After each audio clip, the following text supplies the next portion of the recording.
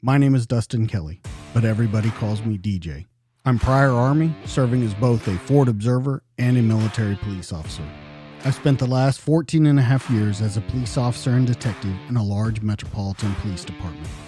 Two things that I've learned throughout my career. One, everybody has a story to tell. And two, the best stories are true. This is the DTD Podcast.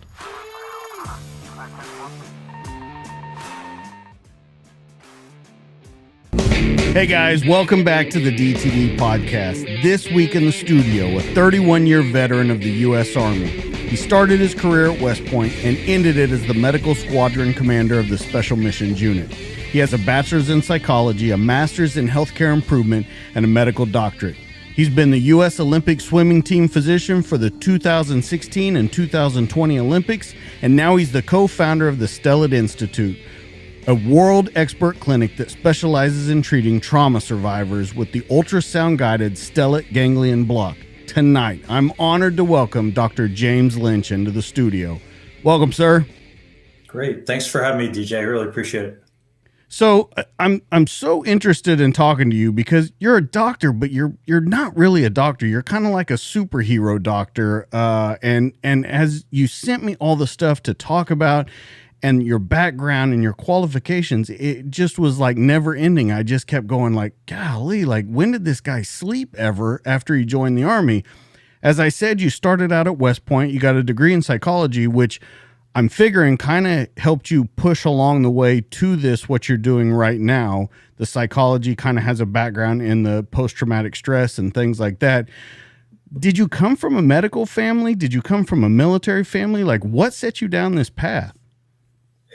No, I actually came from neither a medical nor a military family.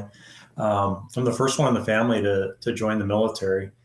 I don't even have a good explanation for that. I was one of those kids that was kind of, interested in the military from, elementary school on, and then had an opportunity to join the military. I thought, going to West Point might be a nice way to start that off. No medical folks in the family at all. And really my interest in medicine came kind of late. I was interested in psychology in school because I thought it was kind of interesting. I wasn't really sure what I was going to do with it, and then figured I was going to be an Army officer no matter what. And then funny how life works. And then, years later it comes back around. I find that I really started having quite an interest in mental health. And I think, this day and age, and from the people that I have served with over the years, I actually think that's a pretty cool thing to turn out that way. Well, and I think you would agree from when you started 1989, we're talking about, first Gulf War era, things like that. Now, in the Vietnam era, we thought about post-traumatic stress, but I think it was labeled a little differently. I think those guys got a really bad rap coming back from Vietnam. They didn't look at it as post-traumatic stress. They gave it all kinds of, things against society. And then even I would say in the first Gulf War, I don't think it was really looked at by the military in general. Then we get to the GWOT era, and we spend from 2001 up until very recently, and now maybe going into Russia, Ukraine, and things like that. I think it's really started to be focused on at not only the VA, but outside in the civilian world too. So can we talk about like what the change would be, why it's looked at so differently now than it was then? Oh boy, that's a great question. So post-traumatic stress disorder, and then it's probably important to say this up front. So some people will use the term post-traumatic stress injury, right? So people listening to this may be familiar that there's been some, discussion about using different terminology for that. In terms of the correct term or the right terminology, until someone changes the psychiatry textbooks, which may happen someday, but as it stands right now, we do call it post-traumatic stress disorder. And for people who take offense to that, I understand. And in fact, I prefer the term post-traumatic stress injury because it implies that injury is something that actually can be treated and can be overcome. But I actually don't get too hung up about that overall. And I'm not a diehard one way or the other. But to me, the name matters a little bit, but the point is, it's post-traumatic stress disorder has been around for years, hundreds and thousands of years, and it was called by many other names. Shell shock back in World War One was really kind of the one of the prominent times where the responses to combat were described in terms of in psychiatry journals, but even predates that. So, in more recent times in U.S. modern warfare, I think you're right. I think that they're in Vietnam times, and First Gulf War times, I think it just really didn't get the attention. Not that it wasn't there, but I also think if you look at the past 20 years of Iraq and Afghanistan, Syria and others, I think just the sheer volume of deployments and the numbers of people affected and the back-to-back deployments have really raised the issue to the forefront a lot more. Not to mention that I think our culture has just become a little bit more in tune with or okay with discussing mental health in general. And that's across the board. I think people would agree that, the generations before us or our parents, that was taboo stuff. Nobody would talk about depression or anxiety or things like that. And nowadays, the generations younger than us, that's commonplace stuff. So I think the tide has really turned across our culture, not just in the US, but worldwide in terms of talking about mental health and mental wellness issues. So in combination with 20 years of combat plus a kind of a more open dialogue with mental health, I think it's been kind of a perfect storm of addressing things that have been really haunting and weighing down literally millions and millions of, probably to the tune of 10 million Americans with post-traumatic stress.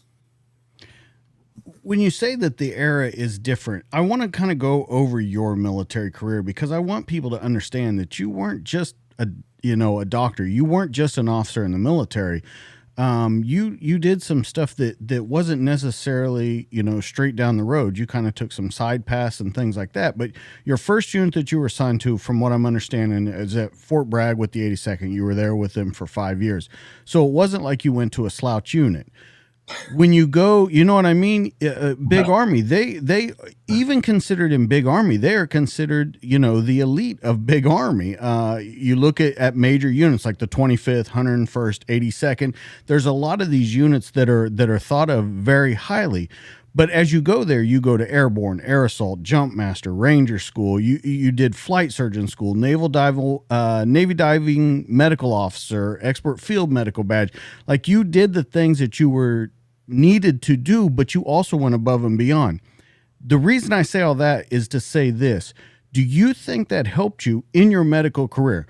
Not only in today's society where you're helping treat the post-traumatic stress, do you look at soldiers and injuries from the battlefield and just back in garrison differently than you think another doctor would? Yeah, I think that's a good one, because it's kind of a it's a for sure yes, because you just can't help it. I think there are many folks in medicine. So if we talk just specifically about military medicine, there are a lot of physicians or other healthcare professionals who actually did something else before they went into medicine. And it's a lot like the folks that were prior enlisted before becoming an officer may have a very similar understanding that you just kind of get it.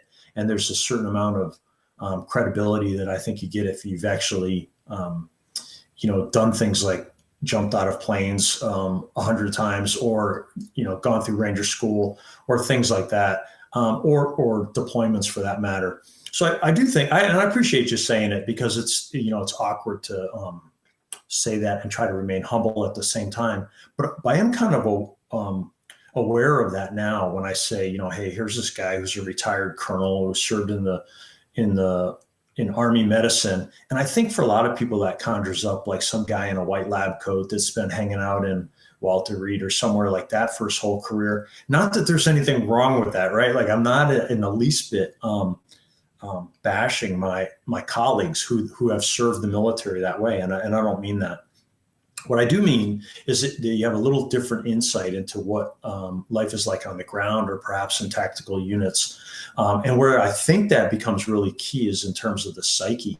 So if you're in a unit, and I have spent very little of my time in a hospital or clinic for that matter, I've spent almost my entire career in brigade size elements or below, which is a little weird for an '06 to have been able to spend that much time in the military. But I just got lucky, frankly. And in doing that, I got a chance to basically serve around troops. And so that there's all the intangibles that come with, the chow hall discussions and the camaraderie of everyday life that you get to see just being part of a team and a small unit team. So even like as a major in a SF battalion and 5th Special Forces Group, where I was the battalion surgeon, just on 2 deployments, you just think about all the stuff that you learn culturally about the culture is tough to put into words, really. So yeah, I do Literally. think, yeah, it's literally very hard to put into words. But I do think it's that. I think it's actually like the intangibles. It's not so much like, for instance, the time you spend as a flight surgeon, which is kind of a weird thing, right? You're just some doc sitting in the back of a helicopter, you got nods on and you're flying around, but what the heck's the purpose of that, right? I think the purpose of that somewhat is to understand not just the stressors on the body of aircrew, which is a huge deal, and you really have to experience it to understand and appreciate it, but it's also to be around the culture and kind of understand, what it takes to be an aircrew member and what that does to, the strains that puts on the body and mind and psyche and everything else. So I think there's more to it than just, walking alongside my fellow soldiers for 31 years. I think it's actually being part of the team. But what I would say to that is, when you opened it up, you said not to have any disrespect to, the doctors that were at the hospitals. Yeah. But I think that's a very strong critique of the military. And I think you would agree with that you have these guys that come and by no means am I saying that's why they're doing it, but I think a strong critique of the outside world that doesn't see in that arena, and even people that are inside there, that's a very strong critique that these guys are just becoming a doctor to be a doctor and kind of go through their career and be a doctor and not do anything. And I think that maybe that led us to a little bit of the problems that we're in with necessarily the VA or aftercare treatment and things like that. I don't know if you agree with that, but that's the way I would look at it. Yeah, that's a good one, because I think that could be a contentious topic that a lot of people would feel strongly about.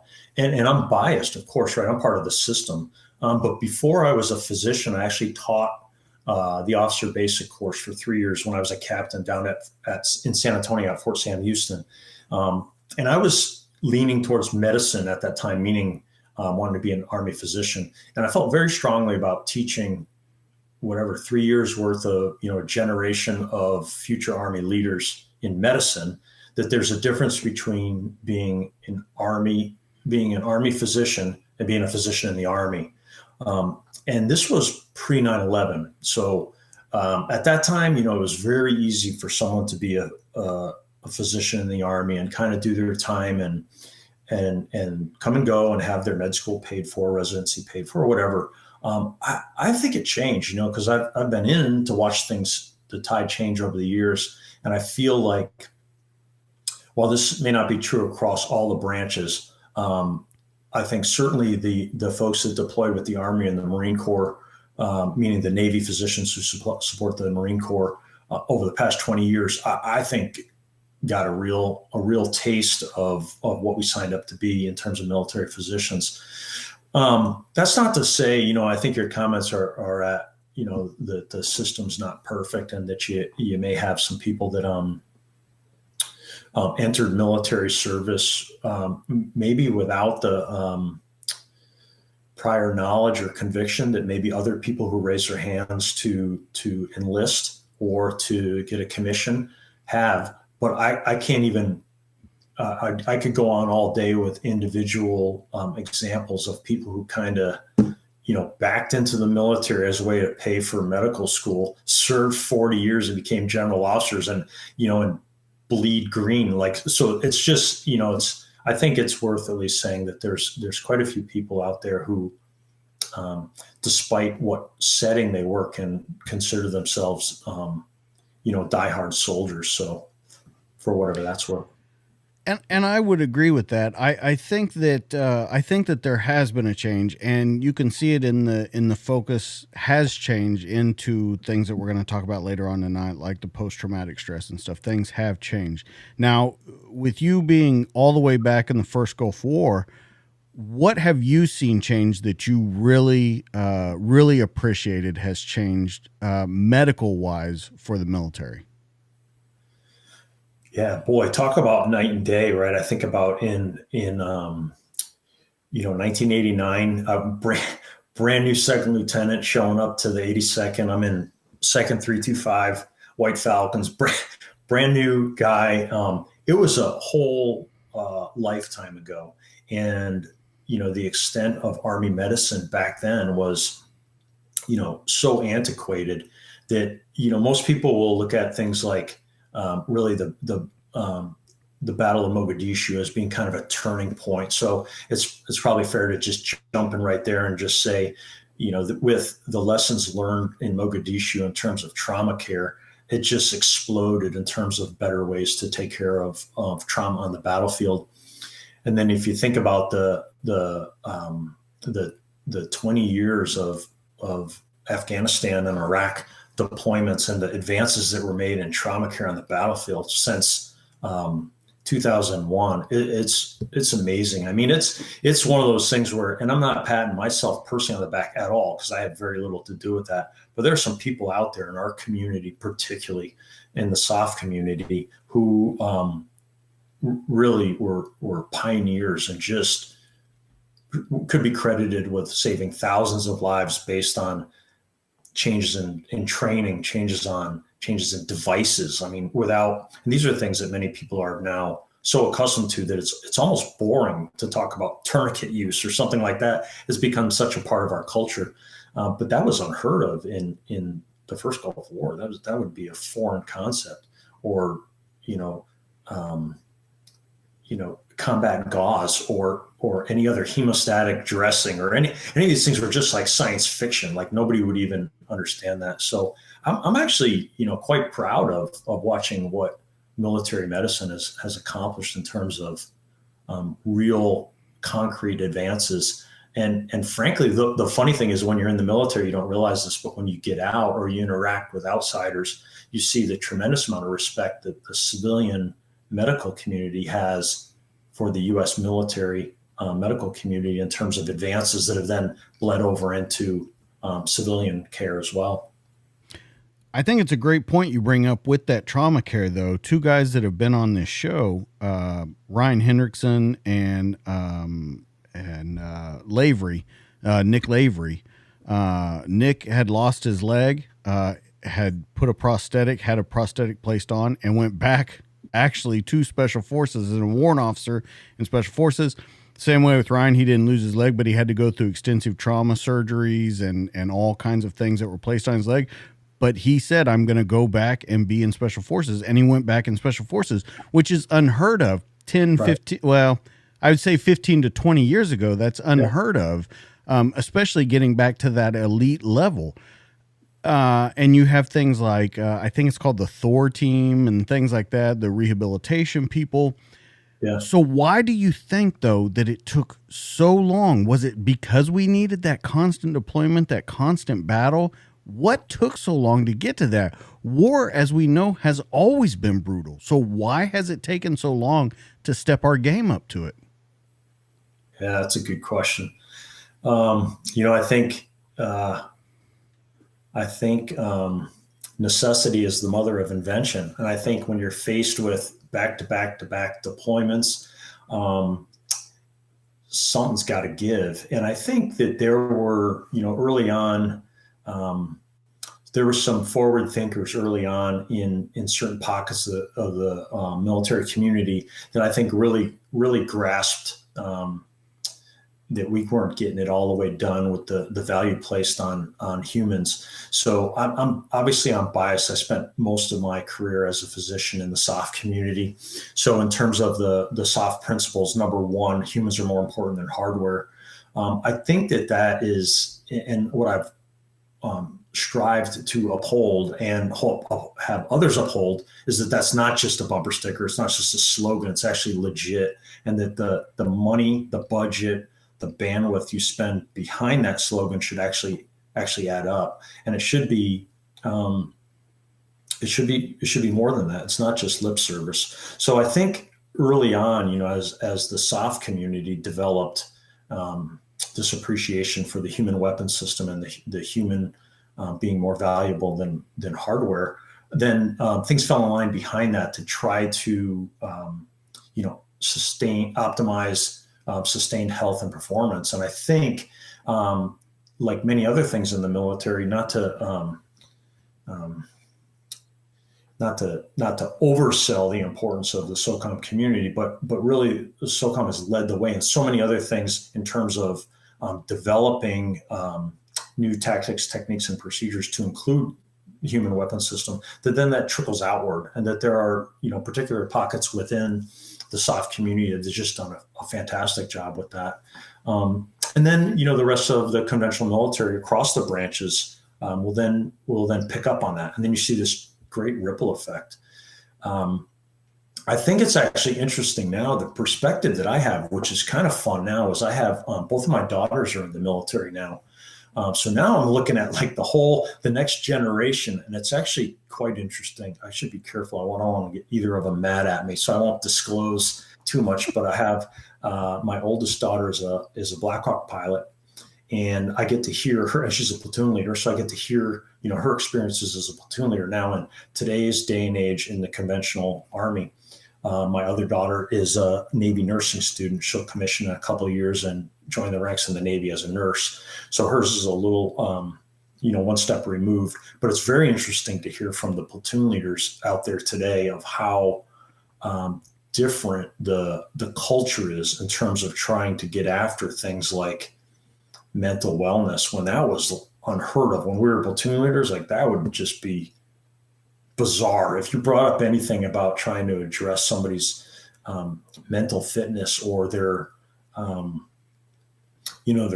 global health or something like that, somebody would probably punch you in the throat, because it would just be a weird thing.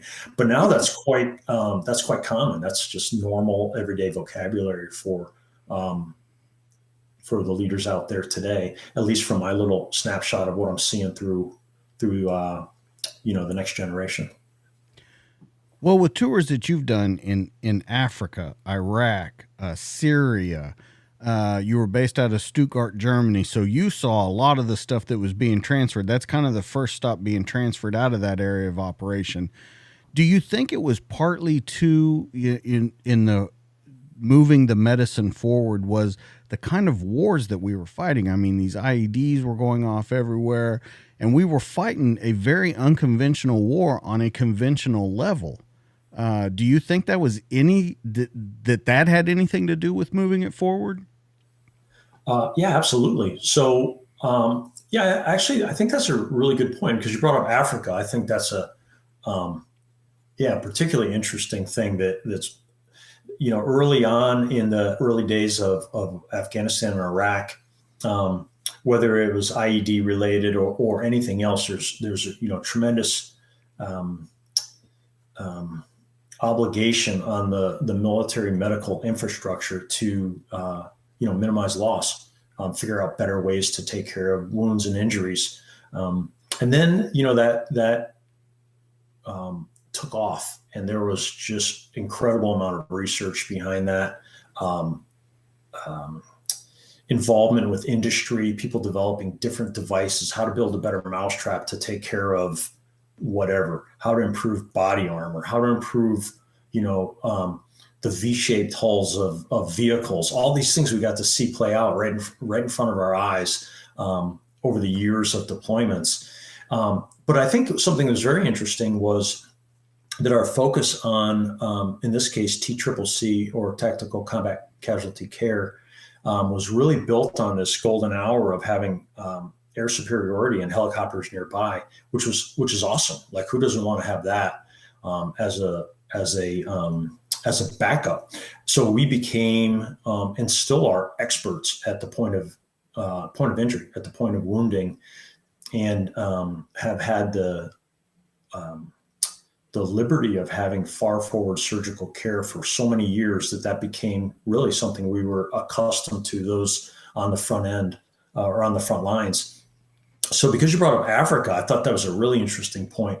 It wasn't until, let's see, it would have been about 2017-ish, 2013, 14, 15, early deployments into remote areas of Africa by some special forces teams where there was a discovery and a term coined then of PFC, or prolonged field care.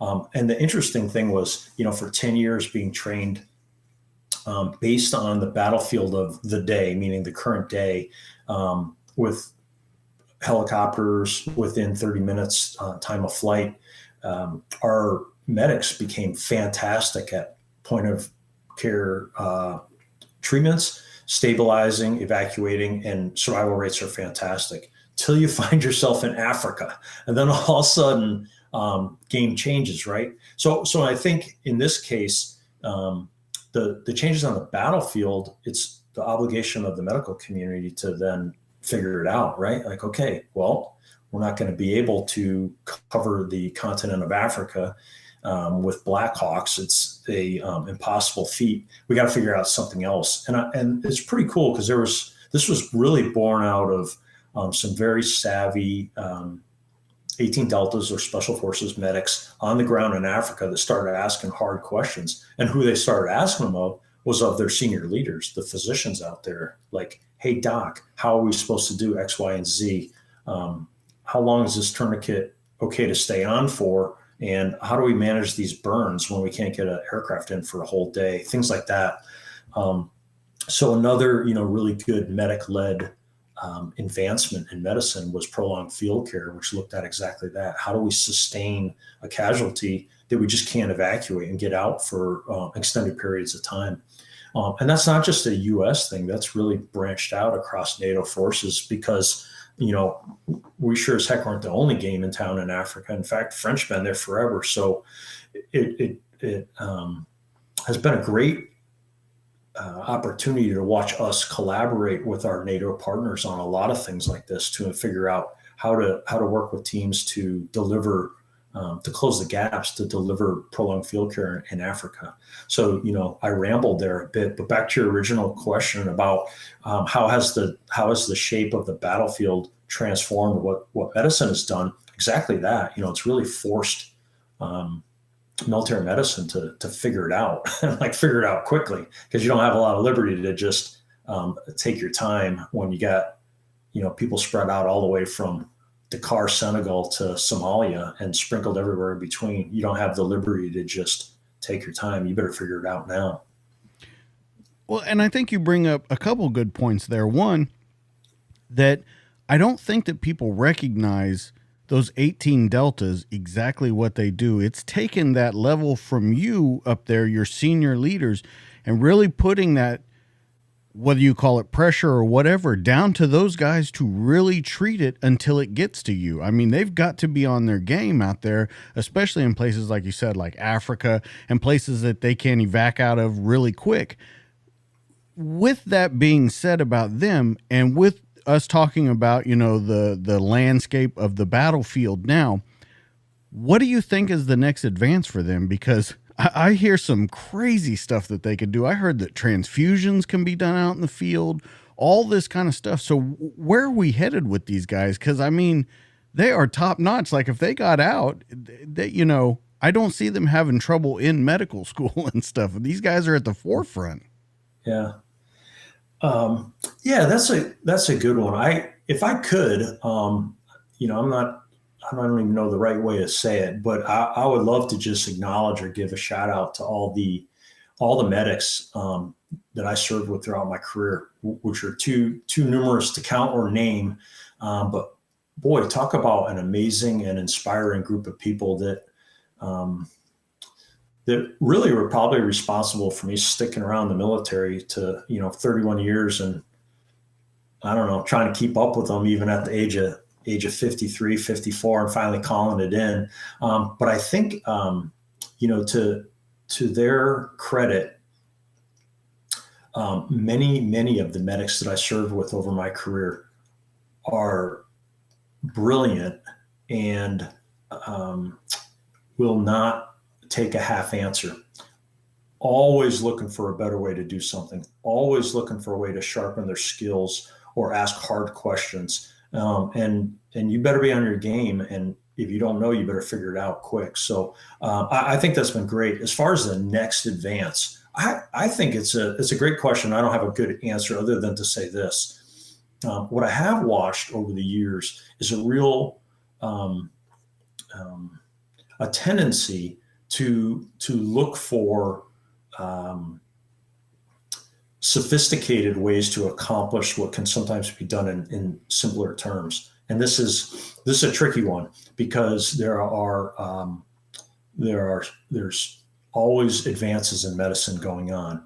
But what's important to not lose sight of is some of the basics that really save lives. And I think that sometimes gets lost in the sauce as people pursue the next hotness that's coming down the pike. And it might be something that somebody gets exposed to while working at a trauma center, which is fantastic. And my comments are not at all to discourage innovation or initiative or anything like that.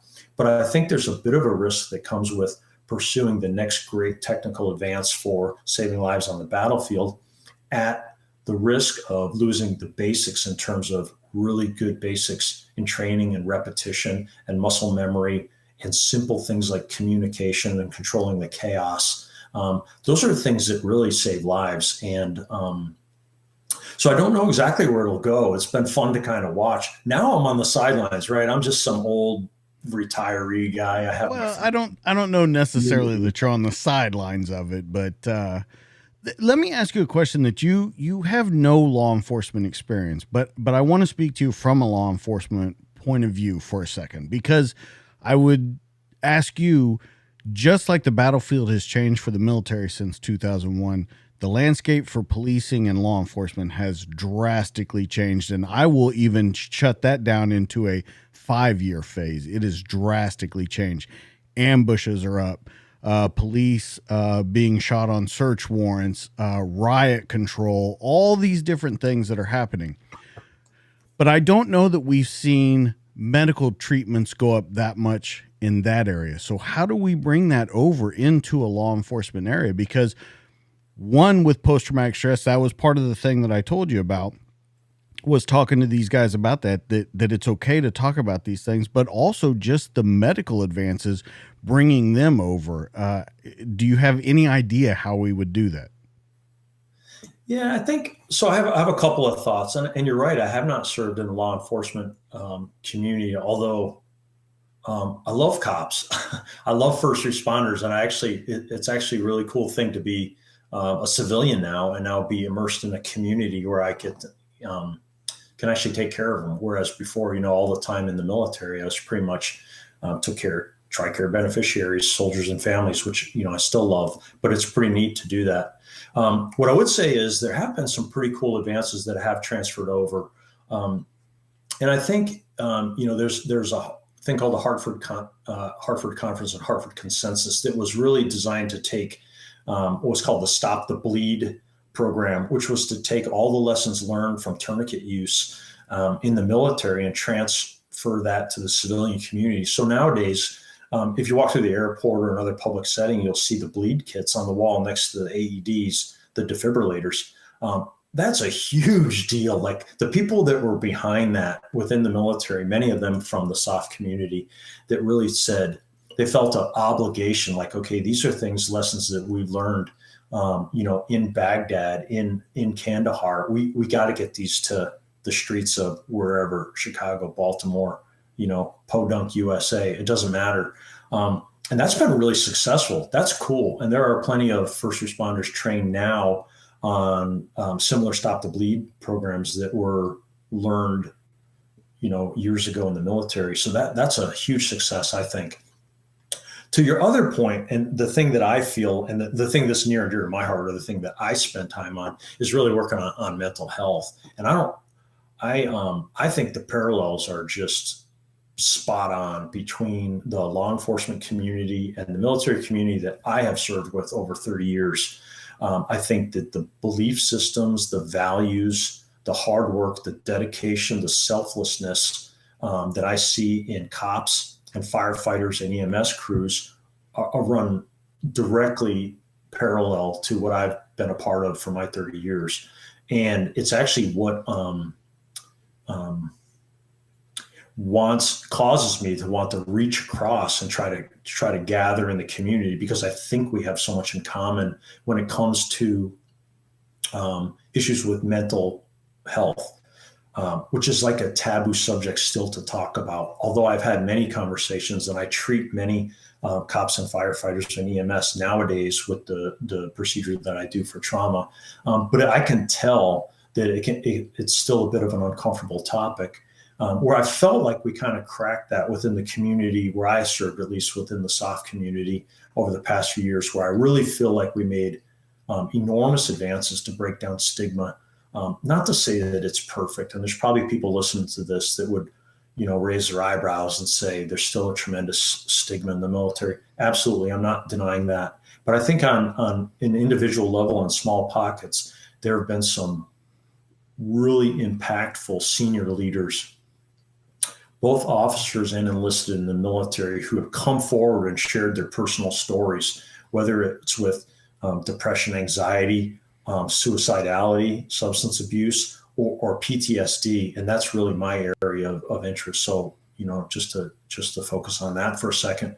But I see that, and I know that same thing can happen in the first responder community as well. I think that the barriers are very similar. And I think that what I see from the community, from the first responder community, is that same selfless dedication to always putting the community first, and my family second, myself last, and this real unwillingness to take a knee or to let your teammates down. And that, like, I get it. Believe me, I get it. Like, that's been my community and my team for years and years. So what I don't know is how best to translate then how we've effectively change some of the culture within the military to then have that translate to some of the law enforcement community. I look at it, I'm kind of, a little guy, around the DC area, and I feel like that's the best thing, kind of attacked at a community level. But I do reach out with national organizations in terms of trying to raise awareness that there are things that we can do that are actually good for you and your team and your community by taking care of yourself. And it's just trying to figure out how to phrase that dialogue correctly to make it make sense. Going a little further on that with the law enforcement, I think you would agree that it's a different kind of post-traumatic stress with them, or mental issues with them. I think more than when you talk about, special forces and being constantly in battle and seeing the things that they see, for law enforcement, and I speak for, myself, or, only myself, but what I see is different things that happen. One is these guys go out and they do their job every day, but the community hates them, no matter what they do, good or bad, because the squeaky wheel gets the oil. The guys that support, they're not going to be that loud about it. So they're going to be repeatedly, just put down with what the community dislikes about them, what they're doing wrong, and they can't do anything right, whether it be a traffic stop, a search warrant, riot control, whatever it may be. The second thing that I see is, and it was part of one of the reasons that I started this, was I see these guys that do 20 years, 25 years, 30 years as law enforcement. They get out, 4 months, they're dead. whether that be of a heart attack, whether that be of mental health, whether that be of suicide, alcohol, being addicted to pills. And there just seems like no way out of it. It seems like just a circle that can't be broken. So I want to talk to you about that kind of stuff because it seems like a different kind of stress to work with them. Would you agree? Yeah, I think the way you present it like that, it is, and I think so. There's a couple things there I think to recognize, and I don't know another way to say this other than it saddens and disgusts me to see the way our first responders can be treated in the past few years in some places. And, I'll try to leave it at that because it's disheartening as an American citizen to watch that play out over the past few years. Having said that, so I don't think that that's the similar thing that a lot of people in the military feel. Certainly post-Vietnam, there was this sense that the military, people, hid their military service, never talked about it. They were either embarrassed or ashamed or just didn't want to be subject to scrutiny from the people in the community. So that changed drastically, even after the first Gulf War with yellow ribbons and parades and everything like that. And that's carried forward. 9/11 only helped reinforce that. So I do think that the military, the U.S. military enjoys a very popular opinion. That's not across the board, but I think it would be fair to say that that's a big difference between communities, the way you pointed that out.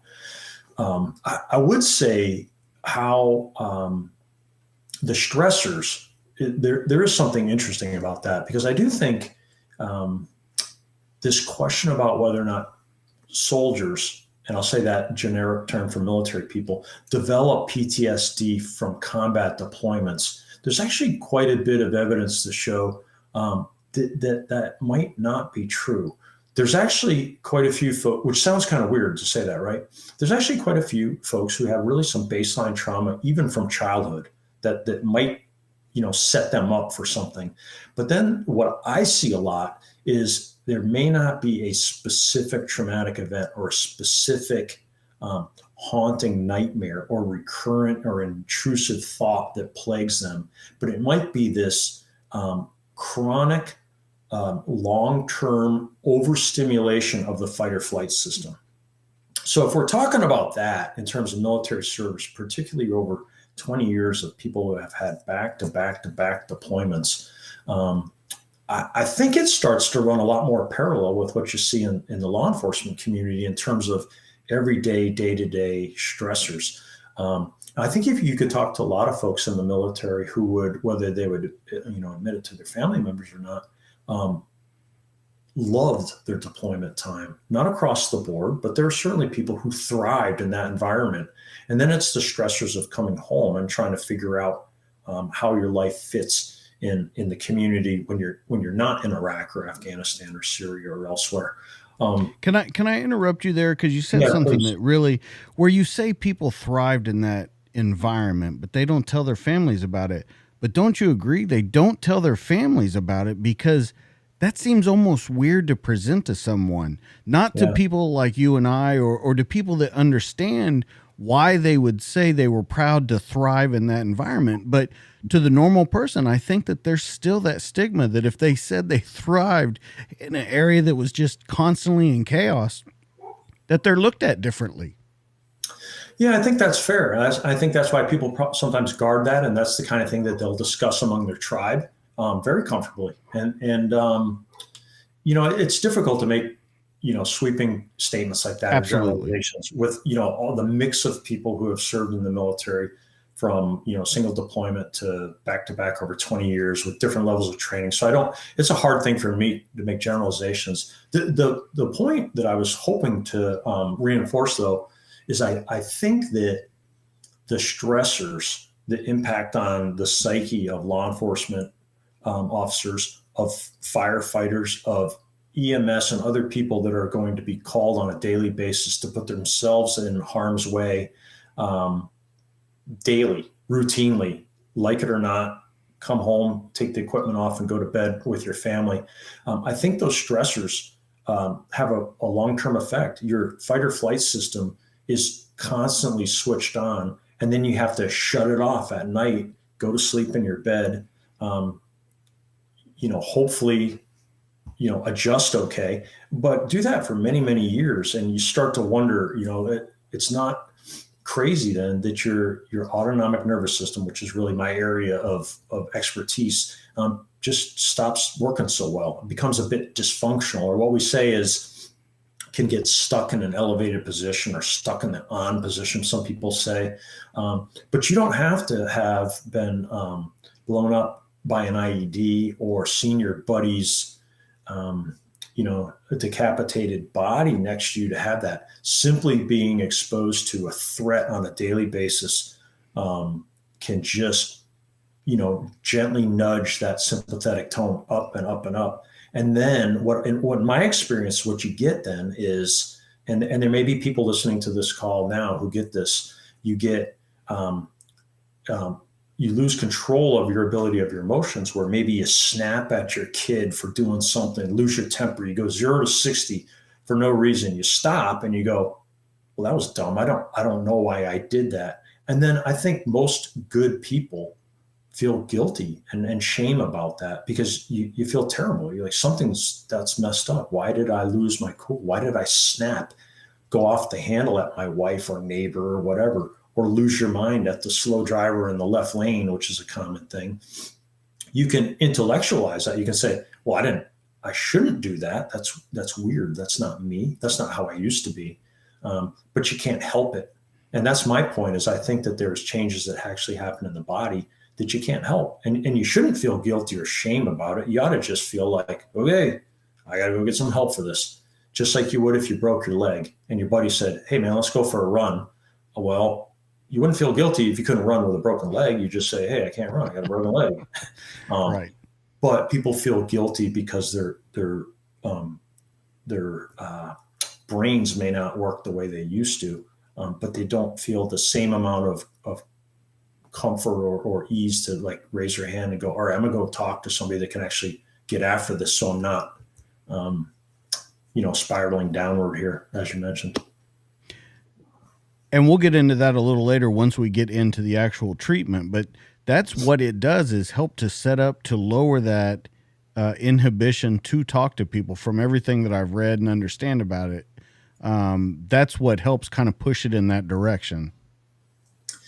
Yeah, I think so. And I didn't mean to get the cart before the horse there, but I do think in terms of what I see as my patients and friends who are in the law enforcement community, because I never have served in that area, is I see from, discussions and just learning from folks that is a common theme that we have with a baseline stress every day that just plays a toll on your fight or flight system. And we're designed for that. That's a survival thing, right? That's built in. It's an innate reflex. And for some reason, there are people that will not fiddle with one bit. And there are other people that will have significant issues from exposure. I'll say it that way, exposure to daily stressors. There's a lot more to it that we'll probably figure out in about 25 years, including the genetic component and other things like that. But suffice it to say that you could be on, a close team in the force, and there will be 2 guys that'll respond very differently from 3 guys that'll respond very differently. And then you start talking about, comparing. That's a disaster. You start wondering why Joe can deal just fine with that event while you're having a hard time and you're maybe wanting to, I don't know, hit the bottle a little bit or something like that. People start to feel guilt and shame over that because I seem to be different, or I'm like the weak link. But I think it's important to realize people are different, and people are injured differently. People heal differently. If we look at stuff like that, like it's in my head and it's some kind of a sign of weakness, we're totally missing the boat. We are biologic species, and our brains are not like some magical thing. They're built up of nerves that actually can get damaged when they're stressed too much. So for whatever that's worth. Well, I think the saying "can't see the forest for the trees." I think that comes into play a lot there, especially because you're not looking at the big picture. You're looking at yourself and judging yourself. Now, in saying all that, I want to ask you and put you on the spot. What was learned in your career about stress and handling it? And let's go all the way back to West Point, all the way up until going to the special missions unit. I mean, the elite of the elite. What did you learn and how did you adapt your handling of stress as you went through your career? Ooh, that's a good one. Didn't see that one coming.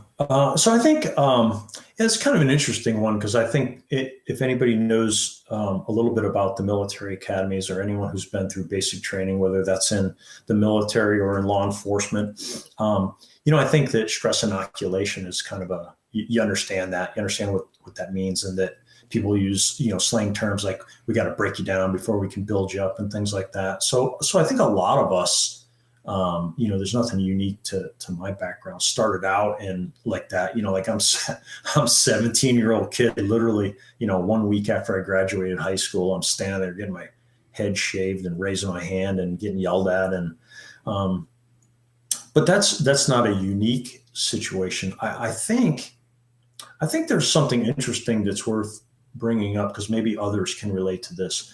I think that the stressors of being junior are very different than the stressors of being senior. And by that, I mean, what I've seen over my career specifically, and the people that I've served with, is there are many people who will thrive in extremely stressful environments when they're members of a team, and maybe a lower ranking person that they're just built for that. They can, run into a burning building, run up a flight of stairs, jump in here, whatever. There are people that are just built for that. And then as time goes on, it's not necessarily just the aging, right? It's not like hitting 38 or 40 and now all of a sudden you become weak. It's the advancement, I think, creates an additional stressor. This is something that I think was really, really bore out true in my last unit. And it's something that I think that deserves mention. It actually deserves like deliberate planning. So as people move up the ranks in the police force, you go from being, just the low guy on the team to now you're moving towards chief. Or in the military, you're becoming a sergeant major or you're a senior officer. The stressors become significantly different. And the stressors aren't just responsibility for more stuff. It actually changes. You might be really good at shooting, moving, and communicating, but you might suck behind a desk planning a budget. And people who aren't used to sucking at anything is a tremendous stressor. So I know that sounds like a really odd thing to say, but I think it actually weighs a lot of people down. Is as you advance in your career, you're constantly getting pushed out of your comfort zone into areas of different responsibility. You're in charge of more people, greater responsibility, greater amount of money or budgets or things like that. But that becomes stressful in a whole different way, where it was, many people will say that, oh man, I wish I could go back to being a platoon leader again, or I wish I could go back to being a, second in charge on a team was awesome. Without all the responsibility of planning X, Y, and Z. And what I have seen in my career, although it sounds crazy, is that can be the straw that broke the camel's back. That can be the thing that kind of grinds you down towards the end of your career. So I think for senior leaders, you would think, maybe one who hasn't considered this much might think they hit a point where, I don't know, you've kind of done all the hard stuff. You got it easy now. And it might actually be the reverse. It might actually be that the stressors are tremendous, and just to, show myself a little bit too, which whatever, I'm not embarrassed to do that. I found that to be true with myself. I think once I hit around the rank of lieutenant colonel and was responsible for a whole bunch of stuff, it started to wear me down. It started to eat on me. And, I had to reach out for help and ask for some help for my own mental health. Which is really weird when you're a physician, right? You're supposed to be the guy that people come to. It's like, being a chaplain, going to another chaplain or something. But it was it was a humbling experience, and it's something that I would I'm not embarrassed about it now. I guess I'm, past that point.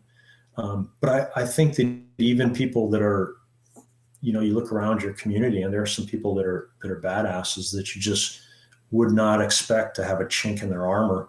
And I think many of them, as they get a little older and wiser and maybe a little up there in responsibility, realize I am in self-preservation mode. And if I got to take care of myself here, and I need to take a really good hard look in the mirror to take care of myself, my own health, and really the health for my family. For a lot of people, is just like that's got to become the reason for a lot of people. So the second part to that, let's talk about how stress affects you mentally, physically, psychologically. How did you see that stress affected you throughout your career?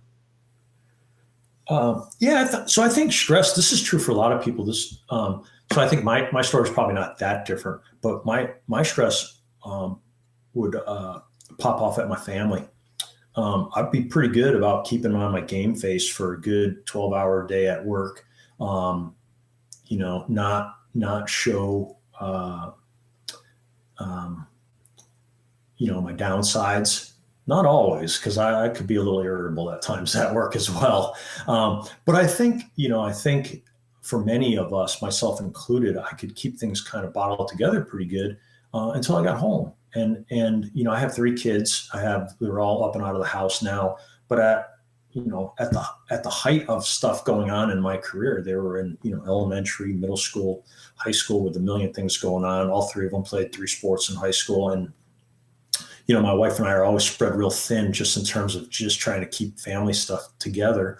And I think that would be an area where I would crumble or just not be able to keep it together and maybe lose my temper at a time that I wouldn't, had it not been for the stressors that I had kept bottled up at work.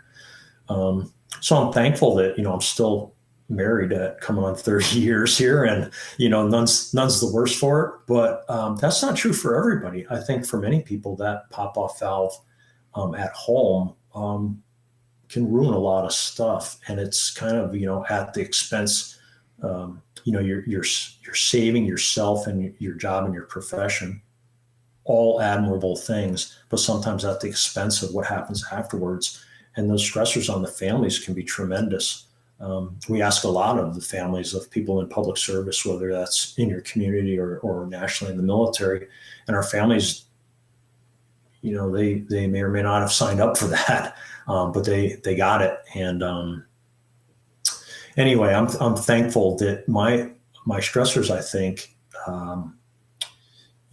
did bubble up like that. And I think, I happened to be a man of faith, and I had, turned to my faith quite a bit. And what became quite frustrating to me was when that didn't get me over the goal line. That just, okay, something else has got to weigh in here. So I did ask for help, and had some people in the behavioral health community were tremendously helpful for me. And not to be left out, but friends, my peers. And, I think we do a really good job of taking care of each other sometimes in small groups, but sometimes it's easier to just, prop somebody up instead of giving the tough love, like, hey, you need some help, brother. Anyway, I think I rambled a bit there, but I think back to answer the question. I don't. And here's the thing that I would say to that. I've talked to a lot of these guys, and they tell me that I couldn't wait to get back over there. I couldn't wait to get back over there. And they said that it affected the families, and that they knew that it was affecting their relationships with their spouse or with their children or things like that, but they couldn't wait to get back over there. And you kind of said an interesting thing there too, where for 12 hours a day, you could keep it together at work. And then when you come home to the people that should be the ones that you put down all those guards and relax with, those seem to be the ones that got the bad end of the stick on that one. And so I would ask you, like I asked them, if you see that, where do you correct it in your brain? Where do you okay it? How do you see it happening, I'm having a real hard time asking the question or figuring out how to say it. How do you see that the problem's there, but continue to revisit that situation over and over? And are there regrets at the end of it? Yeah, well, that's a $1 million question, huh? If we could figure that out, I think part of it is, um, I don't know how many guys and gals realize how common that is. I think there's some power in realizing that you're not alone with these things. Again, this isn't the stuff that people talk about, or certainly didn't used to talk about this type of thing. That's who would rather, who wants to talk about that versus the game last night or something. So, but I think like I'm on the receiving end a lot of these conversations now. So for years and years of hundreds of people have I heard that same story to the point. Okay, well, everyone's got it. Like you got to do something about it. And I think back to the comment I made earlier, I think a very powerful thing has been senior leaders that I've worked with over the years, whether they're general officers or some colonel commander of a unit, or in my opinion, most effectively, the senior enlisted leaders out there who can step up and say, hey, this is going on in my life. I step forward and ask for help. You should too, because look at me now. I'm doing great. It seems like such a simple thing. Like who would care about that?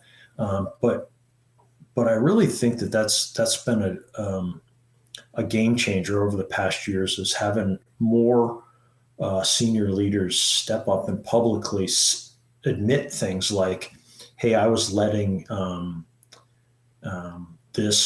I was letting my job or letting my duties or letting my stressors affect my personal life."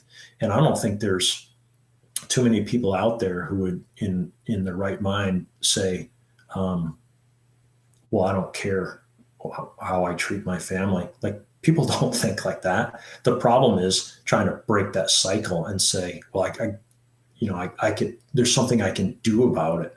And I think that's part of the issue is this kind of mystique, like, well, there's nothing I can do about it. That's just how I am. Or what many people will say is, well, that comes with the job. That's just part of the job. I actually hear this in the law enforcement community. That same line is like, well, I'm a cop and that's part of the job.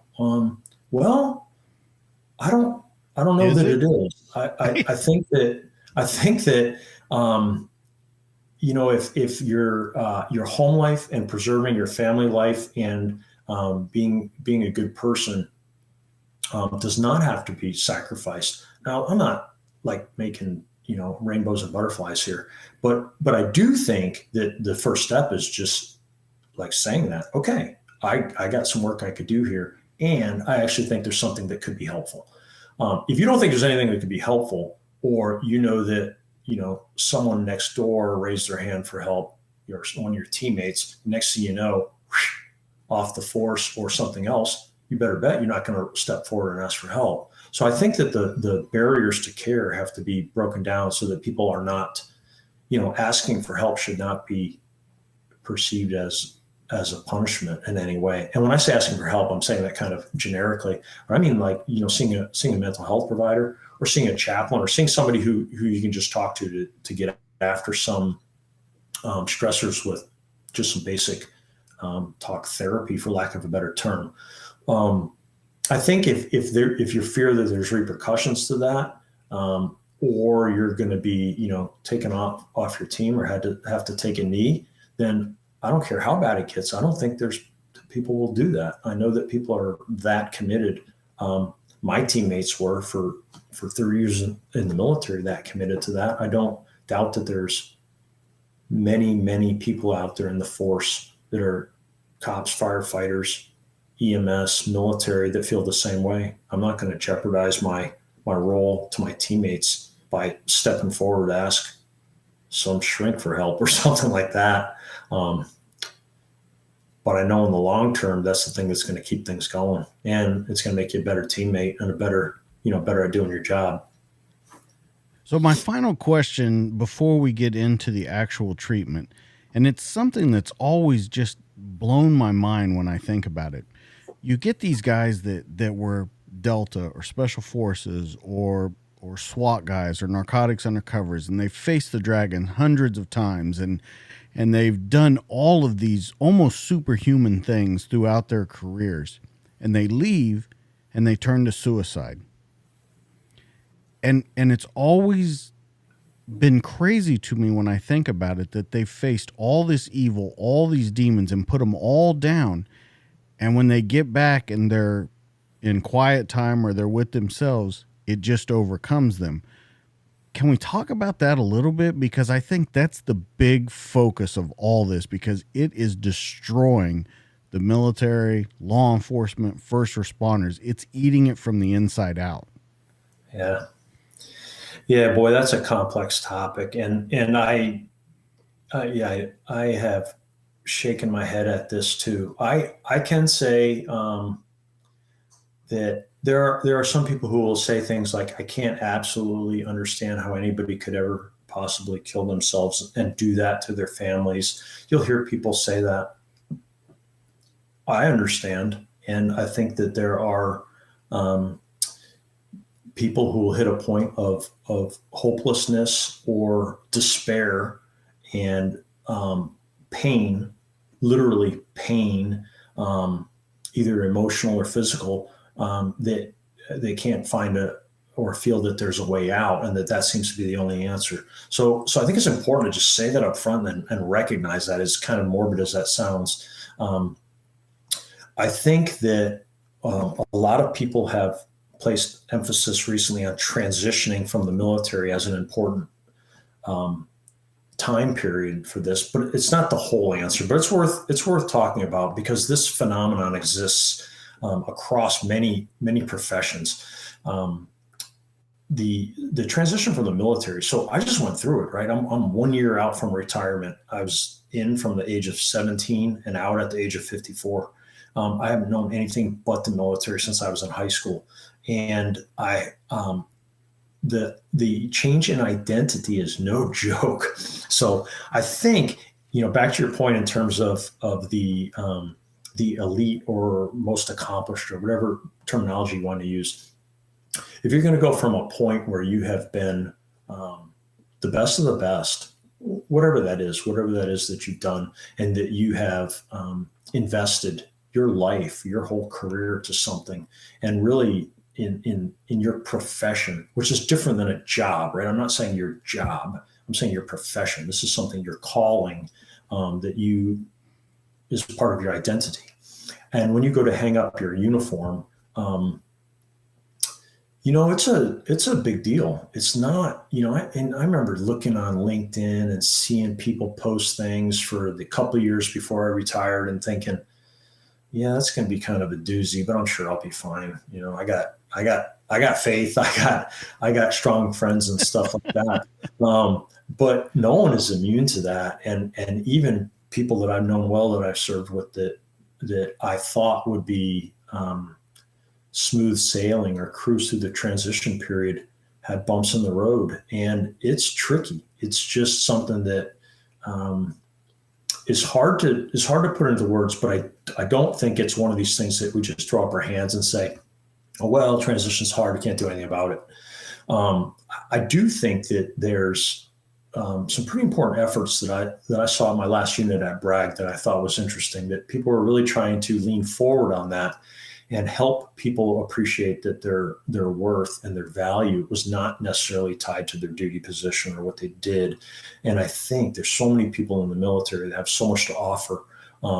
There's so many community servants that are in law enforcement and firefighters that are retiring, that have so much to be proud of and so much to offer still, that there's got to at some point be a way to uncouple your value and your worth and from your personality of that profession. And I think that, I don't know how to do that, right? I'm just saying this is kind of a simple summary of what I think would be a critical step.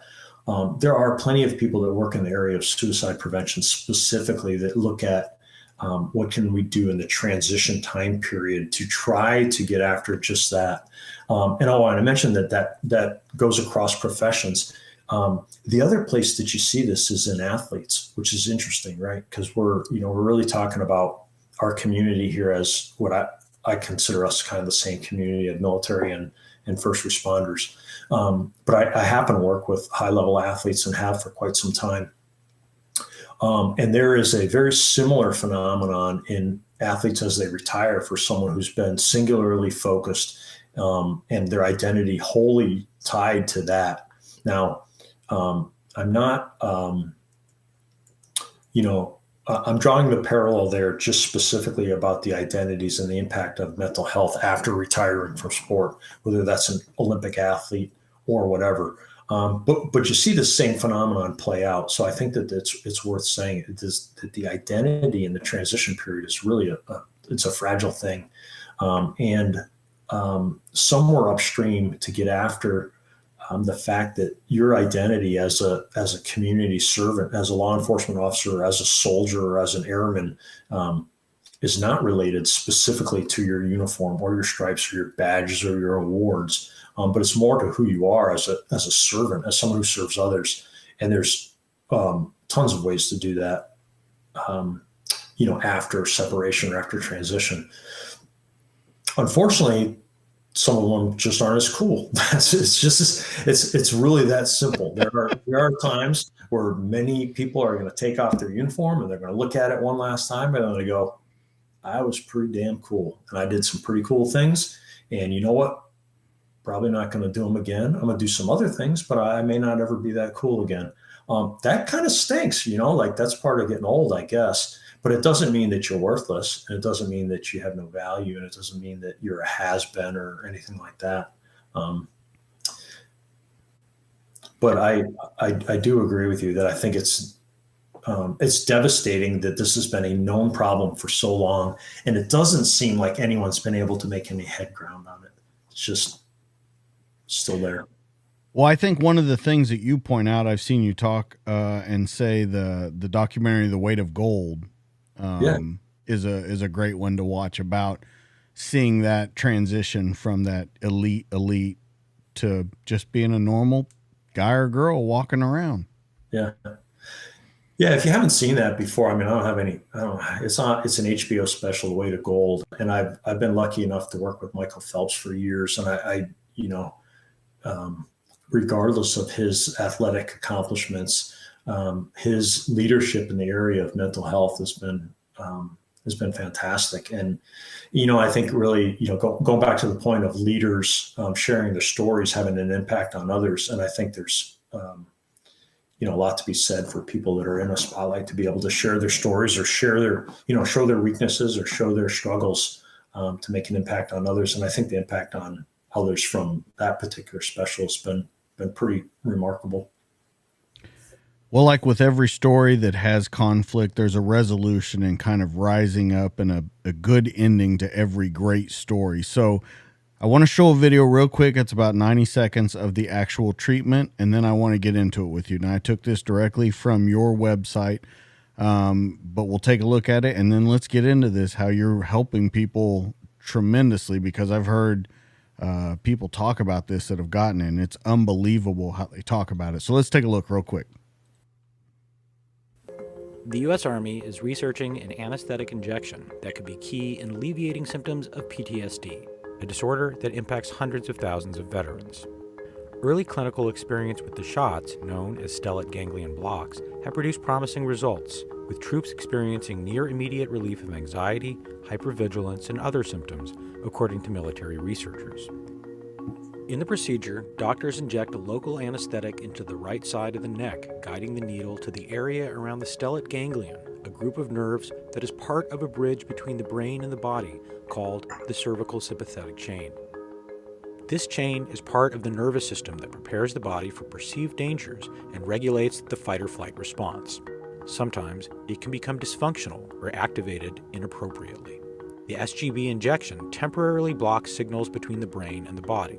The precise mechanism for how this assists with PTSD symptoms is not fully understood, but the SGB seems to reset the sympathetic nervous system.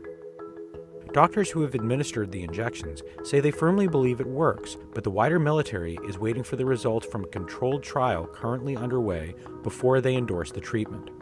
The drug is marketed under the brand name Nerapin and costs less than $2 a dose. Most patients require just one injection, but doctors say some return for a second shot. The shot is not touted as a cure, but researchers hope it can be used to erase symptoms so that therapy and pharmaceuticals can achieve long-term improvements. So I want to start off with a couple things. One, getting a needle in my neck is, I'm really not looking forward to that. So I really hope you can explain that one away. But in all the research that I did for this has been talked about for like 100 years. And it was mentioned a couple different times in history, 1954, and then 100 years ago, they were making, I watched some of your presentations where the drawings were showing it. So let's get into this and why more people don't know about this. Yeah. Well, I will do my best. This is my passion. This is my life's work is stellate ganglion block, and I'll do my best to not talk you to death on this. The reason I say that is it is by far the most rewarding thing I've done in medicine in my life, because of the impact it's had on so many people and so many of my teammates, my friends, my colleagues, their families, and many people who serve, who are in public service type jobs.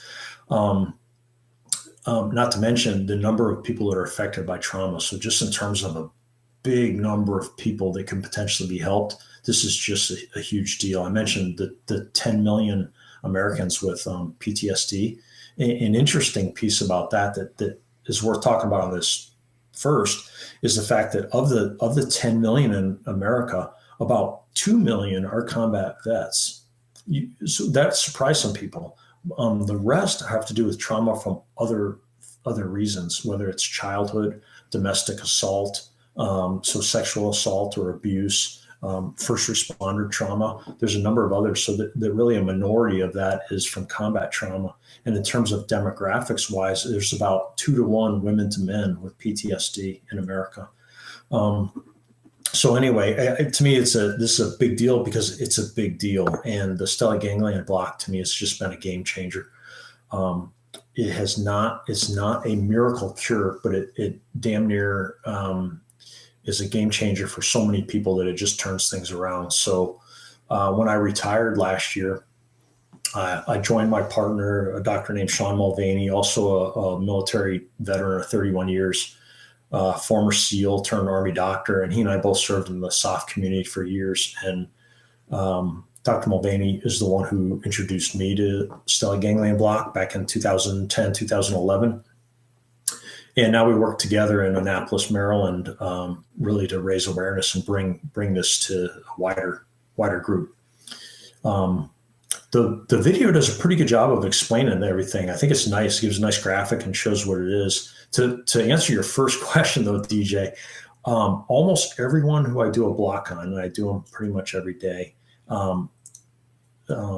says it doesn't hurt. And they're wide awake when I do it. I use a tiny little needle like a flu shot. And most people describe it feels weird, but it's not painful. So just right up front, because a lot of people say the same thing. They look at that or they hear about a needle in the neck that sounds weird and painful, and I don't want anything to do with that. But just right up front to tell you, it's unusual for anyone to say that it hurts. And they feel a little discomfort, a little weird, maybe a little sore the next day, but it's not a painful procedure in any way. And the time it takes to do is like 10 minutes. It's one of the really most straightforward things that we perform under ultrasound guidance, where I'm watching my needle the whole time. So it's difficult to do it any more safe than that. You mentioned that the block's been around. So the stellate ganglion block has been around for 100 years. This is not something new. This is, you'd think it was something that just got invented by the number of people who are aware that this is a valuable tool, but it's just from lack of awareness or a little bit of disbelief that this could be so helpful. The block used to be done, so it's on the neck. For the video viewers, you can see it's on the side of the neck, right about the level of Adam's apple. And it's just a small injection of local anesthetic to the nerve that runs along the side of the neck called the cervical sympathetic chain. And that's what controls the body's fight or flight. Like I said, the procedure takes about 10 minutes. The results are immediate. So that's kind of one of the important things to mention about this. There are people who have had mental health conditions that maybe have been recommended on medications, and medications play a great role in that. But a lot of times it takes several weeks to see if you're feeling an impact. And or there may be other therapies that you're kind of wondering whether or not you feel the effect. The stellate ganglion block, right away, like literally within minutes, what the effect is going to be. So there's a real appeal to some people of okay, I can do a procedure that's not painful, takes 10 minutes, is safe, and I'm going to know right away whether it works. Like I don't want to oversell it, but that's a pretty appealing thing, particularly if you're not willing to just go talk to a therapist or to take a medication every day. It may be the kind of thing that addresses those concerns or anxieties right up front to actually allow you to step forward and ask for an appointment to go talk to a therapist. And that's been my experience over the years, is there are many people who really don't want to talk to a therapist or go to therapy. I mean, that sounds weird or uncomfortable or whatever word you want to use for that, but would gladly take a needle in the neck to feel better. And then once they feel better, sometimes that's the opportunity to go, okay, well, I'm going to dig into this stuff a little bit better and actually get right. So the first thing I'd say about the block is that I don't, and the video said this as well, but I don't think that this should be touted as a standalone cure or anything like that. And you may hear some doctors talk about that, or if you read something online, someone will say something about how stellate ganglion block can cure PTSD. To be fair, there are people that we've treated, and now it's been 10 years between Dr. Mulvaney and I, several thousand patients. So there have been people who were treated once and then did really well for the past 10 years. So there's that. I would not say that's the majority. I think that's, a smaller minority of people that we would call one and done. But it's pretty cool when it does happen. Go ahead, TJ. I wanted to ask you about the numbers real quick while you're talking about this, because you're talking about repeat. But I read that the numbers are 50% reduction in 80% of your patients of post-traumatic stress, of the feelings of it, of the anxiety of it, and that 95% of the patients that have taken it would recommend other people to use it. Those numbers are astronomical, especially in the medical setting. Yeah, so that's a good point. And the one point to clarify there, that so you're right, it's about a 50% drop in symptoms, which is pretty amazing. If you have to actually look at a symptom score sheet, but we'll have people that fill out what's called a post-traumatic stress disorder checklist 5, and the score is going to be something like 75, and then after a single stellate ganglion block can drop that down to like 15. That's crazy. That's probably like lower than mine, but it's a really remarkable result. The 80 or 85% success rate has held up to be true over years of studying this, and most of the publications in the literature were written by Dr. Mulvaney and myself and some of our colleagues, but a lot of them came out of the military community, specifically within SOF, where we really have been doing blocks for over 10 years now, and not just doing them, but studying them, publishing our results in peer-reviewed journals so that we can actually, advance the medicine here.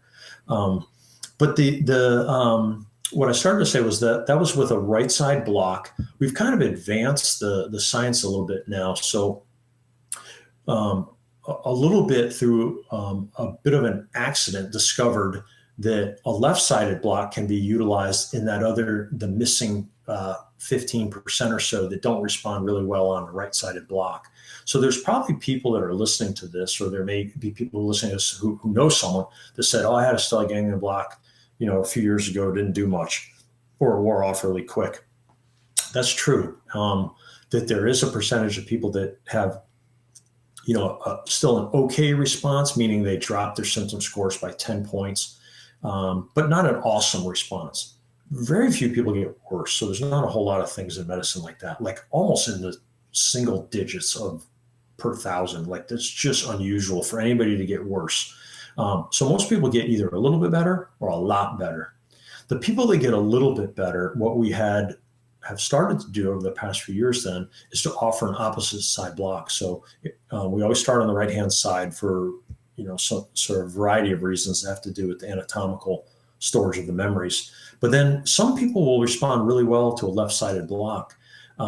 So what we learn now is for those who are what we'll call non-responders on the right side, are the study that we published last year showed that if you take those folks and then do a left-sided block on them, 90% of them have a robust response. So there's now at least an answer to why we couldn't figure out about this other 15% or so that didn't have a great response. And now we think left side block is the answer for them. It doesn't have anything to do with like right-handed or left-handed. It's not even, we can't predict it yet. I think someday we'll be able to figure out the why. Until then, there's a little bit of a trial and error that if you don't respond well to a right-sided block, we invite you back and we'll repeat one on the left-hand side.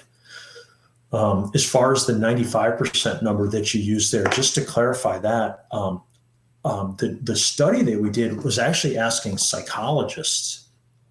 So psychologists in the military and civilian community in the US and Europe, we surveyed them and said, hey, all you guys that have experience taking care of patients with stellate ganglion block, we asked them a bunch of questions, but one of them was, would you recommend this to one of your psychology colleagues to add on top of your PTSD treatment?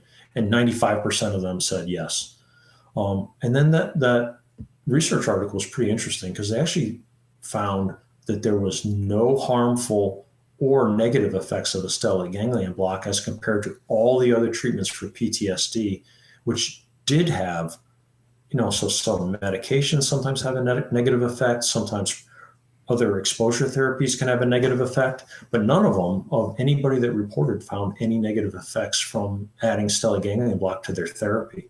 So I thought that was landmark. I thought that was a really big deal, and that more psychologists would perk up and take notice and say, hey, this is something that I can use that really seems like it'll really help my patients, my clients get better.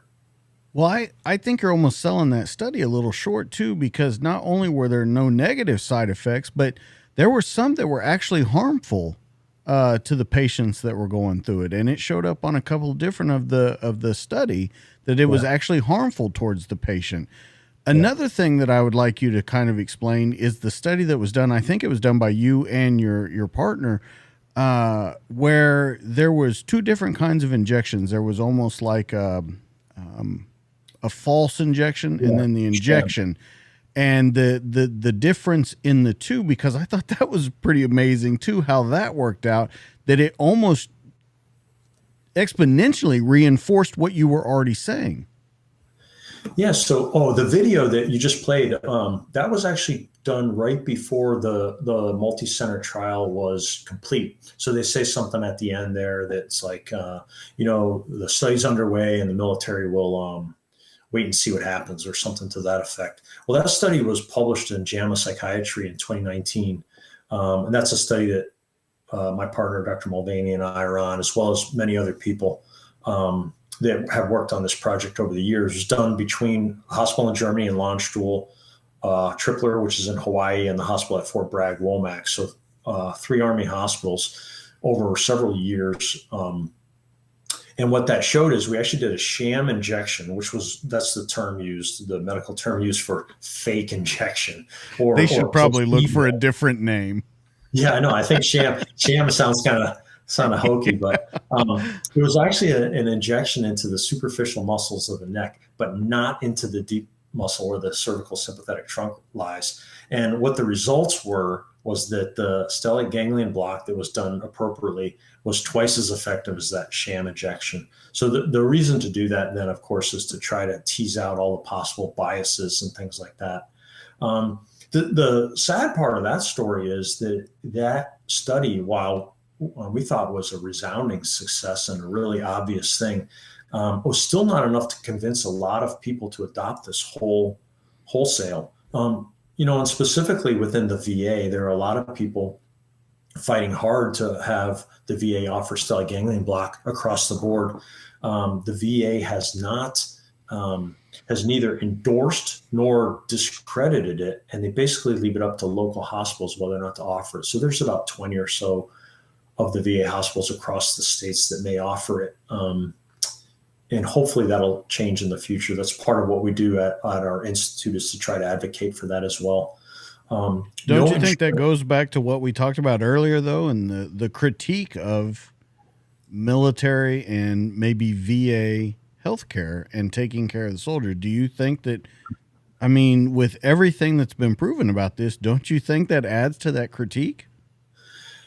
Yeah, I think it's fair to say it like that, DJ. I do think so. It's interesting, right? Because I'm biased. This is something that I believe in with my soul. Like I think that could help millions and millions of people if the VA would offer it, if the DoD would go widespread, if insurances would cover it. So for all the sexual assault survivors that are out there, we could offer this widespread. So I'm super biased on this. I also happen to be a physician who's trained in evidence-based medicine and trying to weigh risks and benefits and all. So I get frustrated when I see that a giant machine or a giant organization turns slowly to accommodate what I think is a really obvious innovative technique with very little risk that could offer a tremendous amount of hope for people.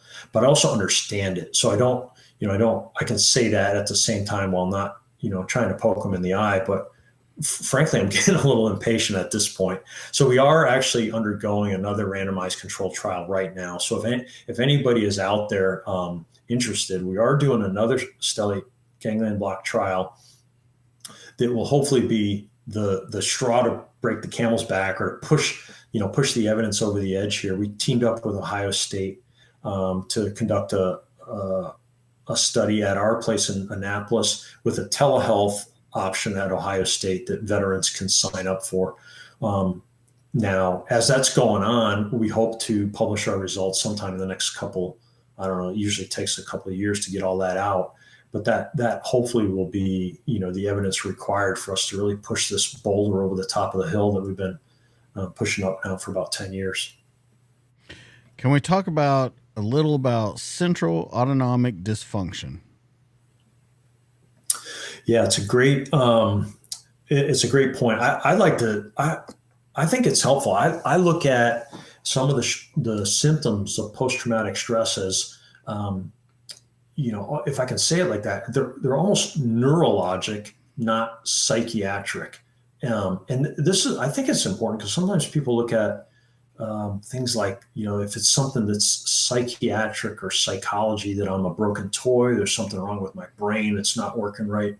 Well, we have a whole system of nerves that connects our brain to our body. They happen to all run through the neck, right? But the body was designed a certain way. We have certain instincts that allow us to survive. Sometimes they just get a little dysfunctional, but that doesn't mean that you're broken or that there's something wrong in your head or something like that. So central autonomic dysfunction is the idea that our brain is finely tuned, where there's a kind of a baseline autonomic function that runs in the background that allows our body to just do what it has to do. Sweat when we get hot, our hair stands up when we get cold, our heartbeat, all these things are regulated as kind of that run in the background of our autonomic nervous system. And then there are other systems that run in the foreground that are our conscious thoughts and our decision making and things like that. There can be dysfunction or upsetting that balance where some of the central cognitive processes become disrupted, and that can account for some of the symptoms of post-traumatic stress. So I'm trying to say this in a way that's not confusing, but I might be making it worse. What can happen then is the normal balance that we have between the two parts of the autonomic nervous system, which is kind of like an accelerator and a brake, right?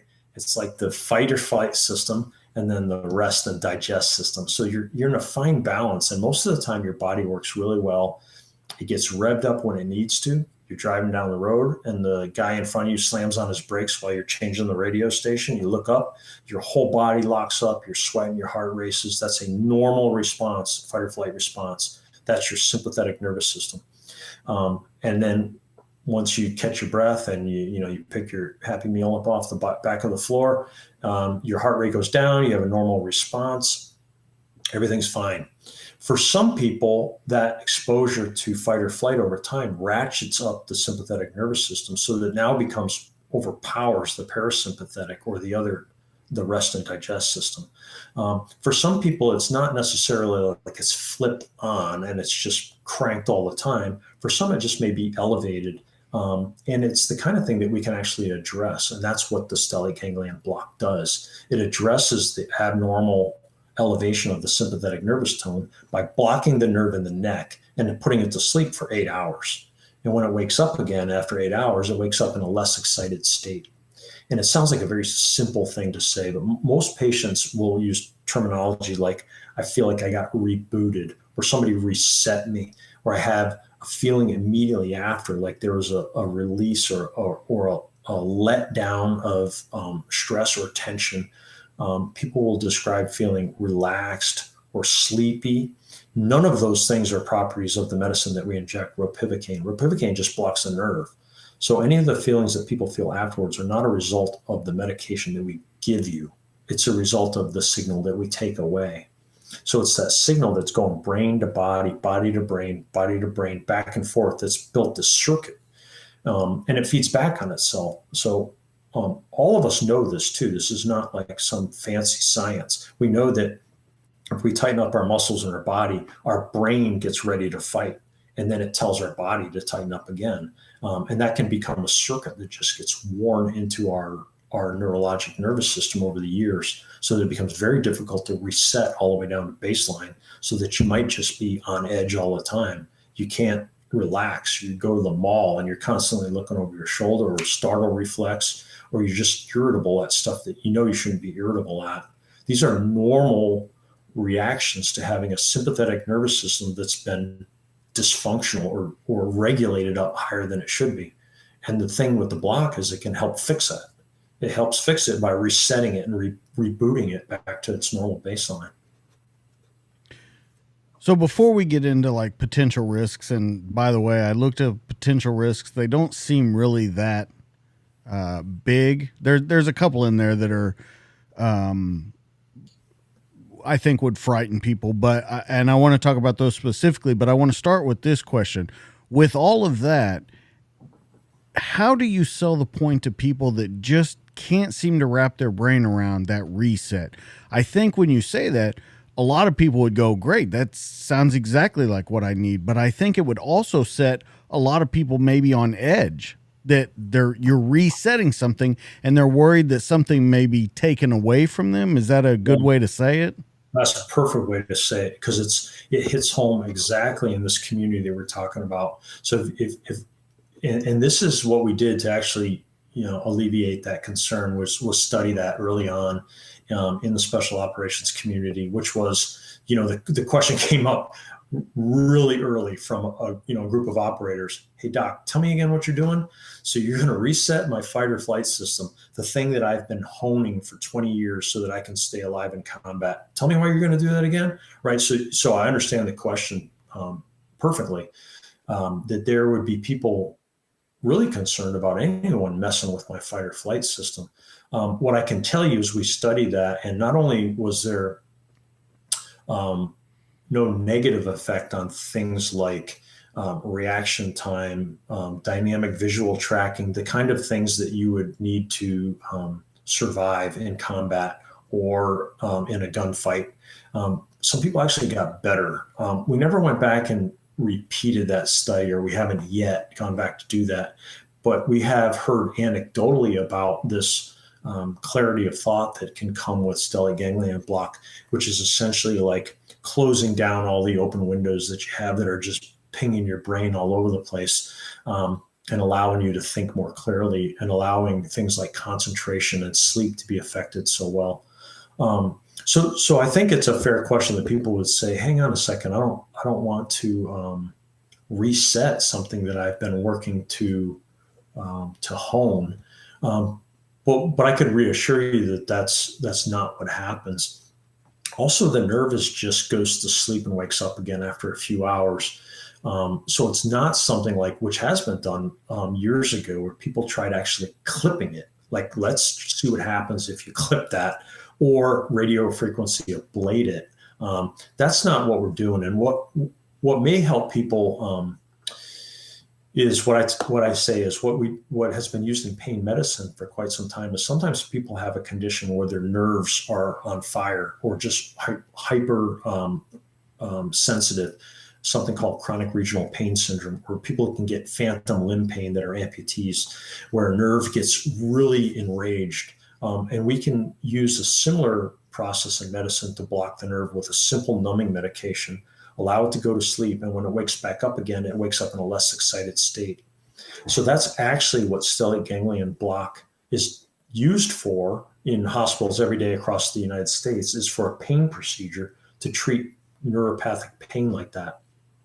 But the point is, the nerve wakes up and works fine. It's not like the nerve wakes up and it's broken or it somehow doesn't work as well. It's just reset to its normal state.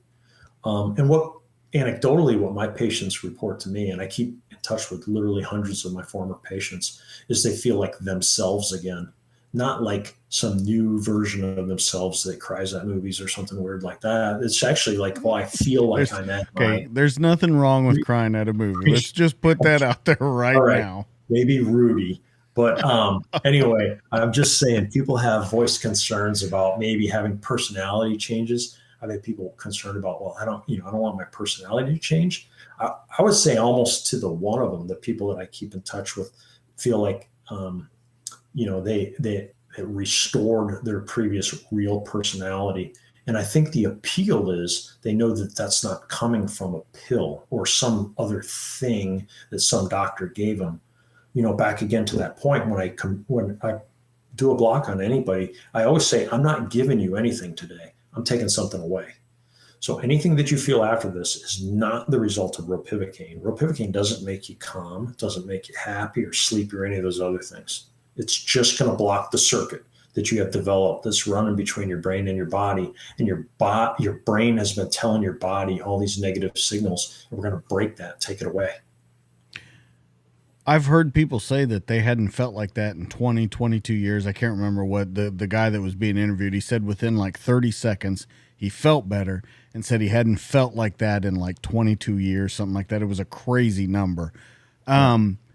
Let's talk about potential risk, because of course we have to say that to people, because I really want you to dispel maybe myths that people will make up in their head. So you got pain, bleeding, vasovagal response. The one that a little bit concerned me was the seizure.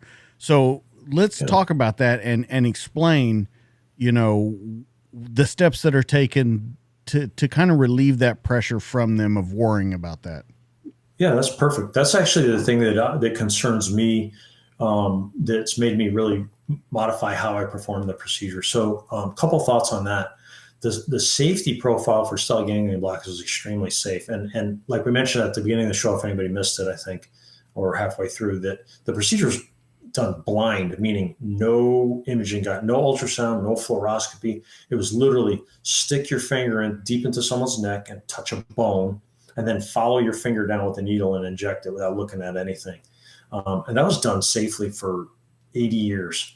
So that's got to make you feel pretty good up front. But what we do now is I do everything under ultrasound guidance, like live real time. So I'm literally watching my needle go to the target and traverse anything that's in the way.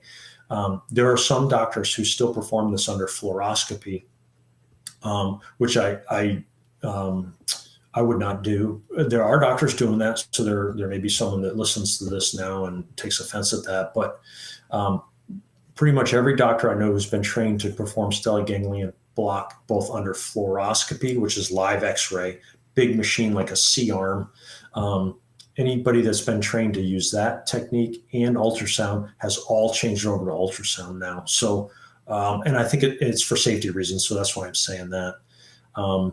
So under ultrasound, you can see blood vessels really well. Under fluoroscopy, you cannot. So what it allows us to do is the risk of seizure comes if you were to inject the whole syringe of ropivacaine into a blood vessel that goes to the brain. That could cause a seizure. You could do it if you're, one, inexperienced, two, not paying any attention at all, or three, careless at how you inject or potentially inject in a vessel if you're using fluoroscopy. The way that does not happen, although I still take great care not to make that happen, is I map out all the blood vessels using Doppler ultrasound ahead of time, and there are anatomic variations. So not everybody read the anatomy book. Sometimes people have an artery going in the wrong spot, so you have to look at them really carefully. Once I've done that, then I just inject very slowly once I've reached the target, just a little milliliter at a time. And patients are wide awake laying there. They're not in pain at all. And I just say, how you doing? And I inject very, very slowly and just ask them how they're doing. And they say, fine. And until I inject the 7 milliliters of ropivacaine, and then I take out the needle. By doing that, I mitigate that risk of seizure to practically nothing. And I tell everybody that I'm going to do that ahead of time too, so they're not worried about that. Another interesting thing that popped up to me. Let's talk about Horner syndrome, and I really want you to explain this one, because this seems, in everything that I read about, it happens every single time you do this. That's how you find out that it works. Is that correct? Yeah, that's true. So there will be some doctors that will dispute whether or not a stellate ganglion block can still be effective if you don't get a Horner syndrome. I can't remember the last time I did not get a Horner syndrome with an effective stellate ganglion block. So I'm not sure about that. So I'm just gonna say, agree with you that yes, what a Horner syndrome is, and I'll describe that, is actually it's confirmation that the cervical sympathetic trunk has been blocked. So it's telling you that the fight or flight system has been turned off.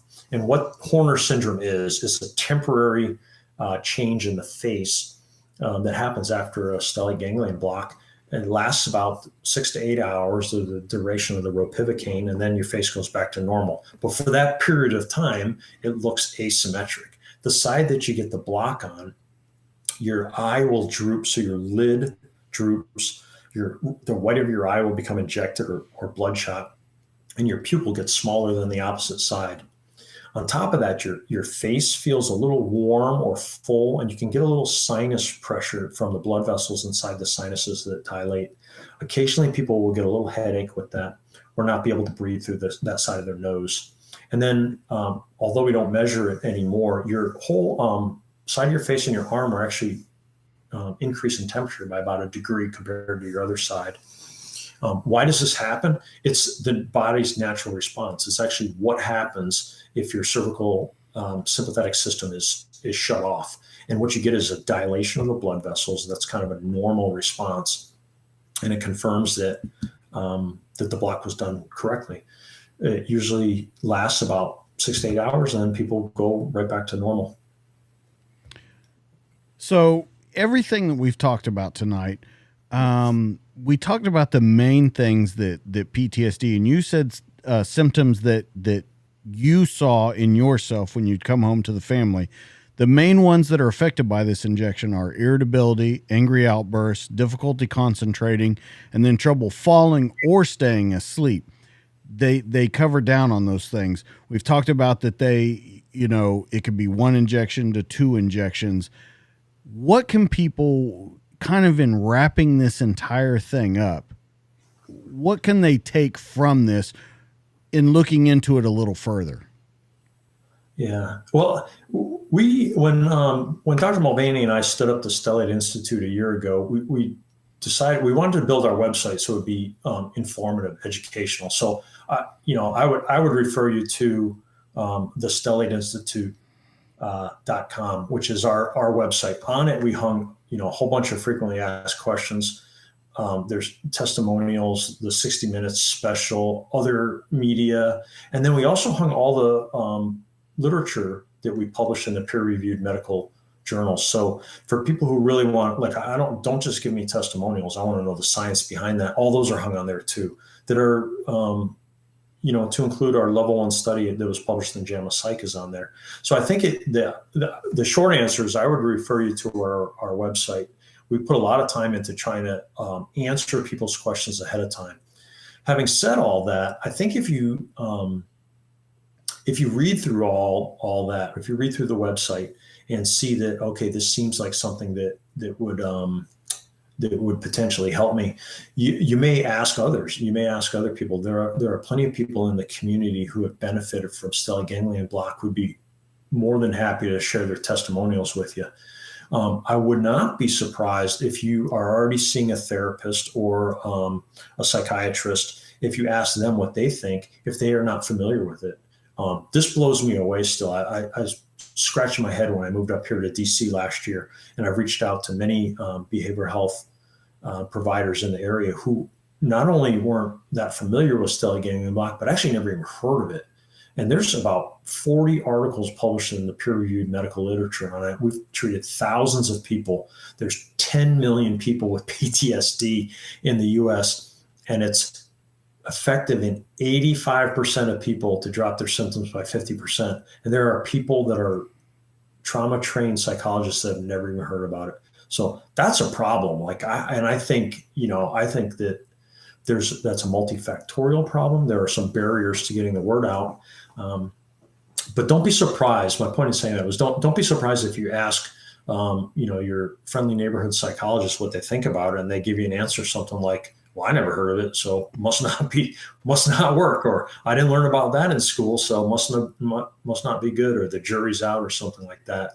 I would just say do your own homework, and like many people do, take matters into their own hand and do their own reading and look at the evidence yourself.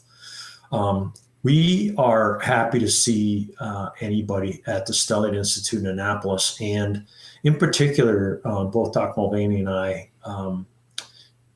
We are, considered by many as, the most experienced people in the world that do this. We have more publications than anybody else and have performed more than anybody else. But we try to make this as affordable as possible, both to our community, military and first responders and otherwise. It's still a barrier to care because insurance doesn't cover it for some, or it may be, difficult to travel to the Washington, D.C. area.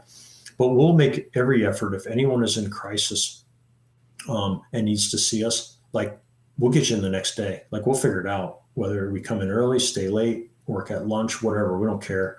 And we've had many people who do that. They'll call and just say, hey, I'm in a bad spot right now. Can you get me in? And yeah, we will. We'll get you in. The other thing is we have people who will sponsor our patients that will pay for the cost. And if you call the front desk when you're scheduling an appointment, you ask that, they're primarily folks that will support veterans. What we have not seen yet that I would love to see is a first responder organization step up to the plate and match what a lot of the veteran service organizations have done and said, hey, I'll sponsor some cops, or I'll sponsor some firefighters to come get an SGB, and we'll pay for it through some benevolent funding so that the guys don't have to pay out of pocket for that. I haven't seen that happen yet. We've talked to some folks, but I think that's really another hopeful step forward here because there's so many folks that could benefit.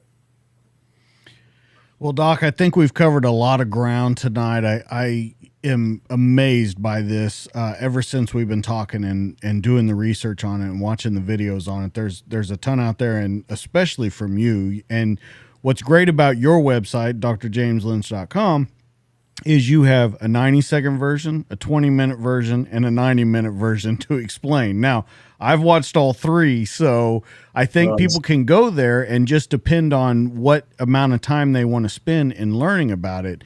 It's very medical driven, but I think that it can put some things to rest for them if they're worried about the injection or if they just want to learn more about it.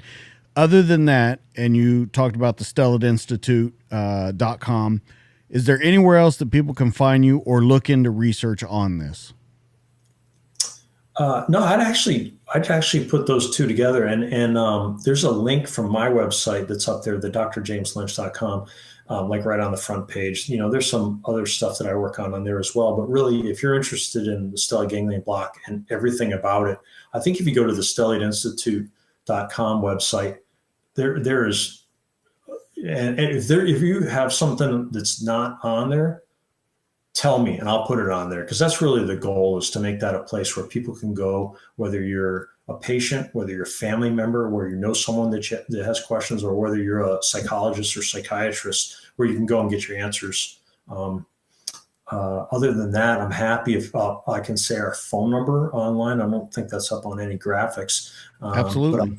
But I could give you the phone number if anyone wants to write down for the Stellate Institute. It's 410-505-0530. And that's where I can be reached, or our front office staff has all the same knowledge too, and is happy to answer questions about whatever logistics and stuff like that is. They'd be more than happy to help anybody that calls that number as well. And I think, as always, I'll put all the stuff up as we, put this out to the podcast sites, to YouTube. We'll put all the links in there. So we'll make sure we get the Stellate Institute. Right. We'll get the phone number, your personal .com, drjameslynch.com.